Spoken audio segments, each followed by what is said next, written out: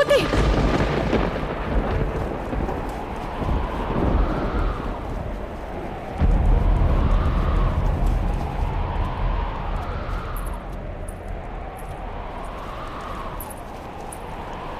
என்னை ஸ்பரிசிக்காதீர்கள் ராஜமாதா குந்தி.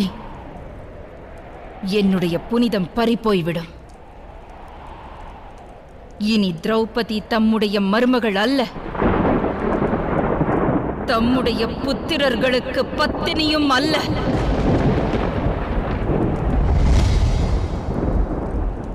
குரு வம்சத்தின் குலவதுவும் அல்ல.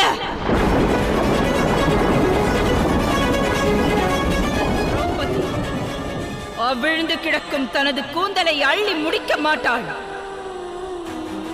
என்றும் சூடாமணியை தனது சிரசில் சூட மாட்டாள்.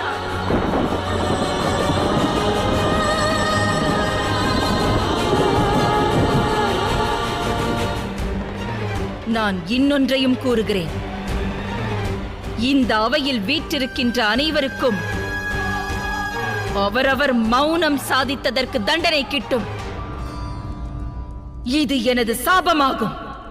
வேள்வியில் உதித்தவள் தரும் சாபம். தொட்டது வேள்வித்தீ